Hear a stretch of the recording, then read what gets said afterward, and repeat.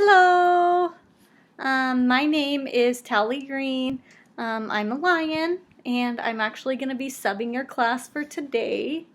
So this is going to be the Sex Online class at ASU that I'll be subbing for. And I'm actually going to be teaching from Module 2, and I'll be doing Lecture 3. So the title of this lecture is Why We Do It. Obviously, do it is talking about sex, as we have definitely been assuming throughout this lecture. Professor Halavis told me that if what he has said so far in the previous lectures has suggests that the only reason people have had sex before the 1970s was because they wanted to have babies, then he says that he thinks he would have given you the wrong impression. He told me to tell you that he thinks that the reason that people talk about having sex only to have babies was probably because people were just more uncomfortable discussing other reasons of why they would have had sex during that time. People just weren't as comfortable discussing the reasons. So it may have come across that it was just to produce children. So we are actually going to periodalize this and not just talk about before the 1970s when people just quote unquote had sex to have babies, and after the 1970s when people just had sex before because they wanted to have orgasms, and somehow everything changed, because that's obviously not the case, as we all know. In fact, the order the order of those might actually be changed, because when people started to not have to be heavily agricultural environments, things started to change. So, for example, we see in the Old Testament that there are arguments against masturbation. We will talk a little bit more once we get into the early Christian church about opinions on sex as well. That will be in future lectures. But it was often because it was tied together into agriculture of why people had children. Mostly when you get into agricultural periods, when you wanted to get into animal husbandry, you see that people are having sex for agricultural reasons. So, for example, families would have had farms or some type of like produce that they're growing or something of that sort, animals that they're raising, and the parents would produce children so that they would have someone to help them work on their farm and produce and help to make the family money. But I don't want to give you the impression that people only have sex for children. In fact, I would definitely go ahead and argue that it would be the other way around.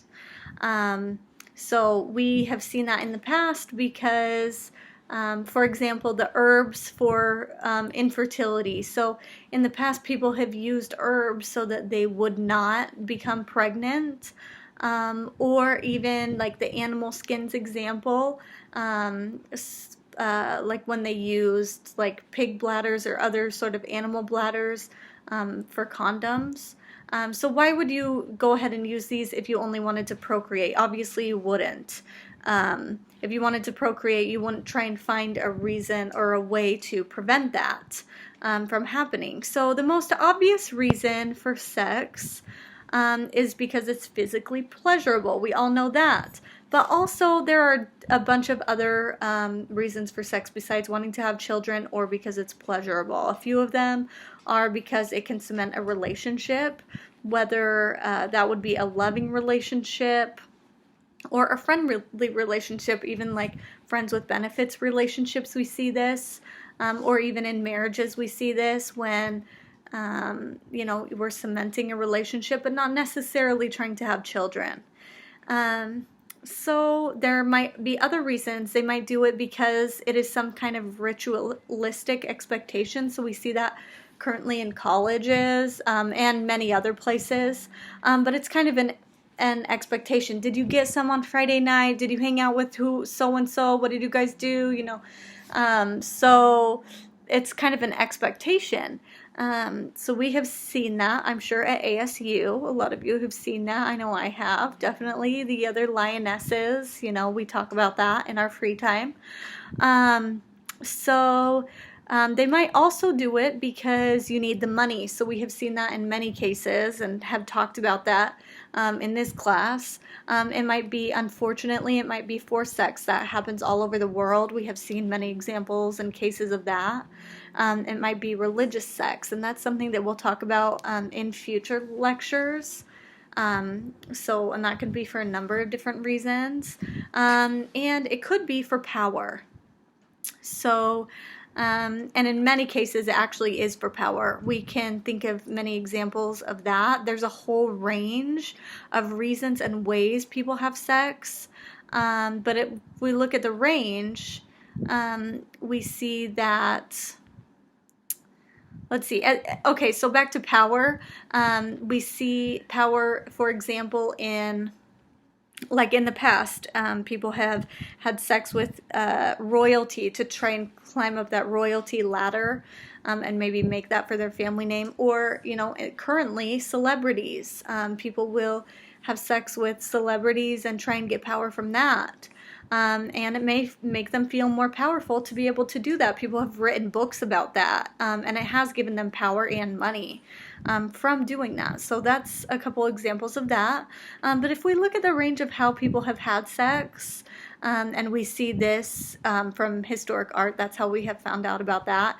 It's very clear that many of these types of sex, or how people engaged in sex, will not produce children, because they're engaging in different kinds of things, such as like group sex, orgies, same sex, even masturbating. Obviously, none of these will produce children.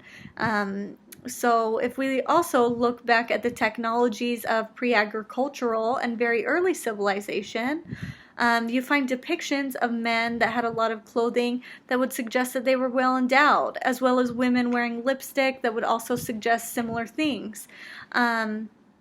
So these are all reasons how and why people have had sex. So once you move into the 1000 before BC, you start to talk about the power of engaging in sex. And that is where we're going to go in our next lecture. So I'll give the time back over to Professor Halavis to teach about that.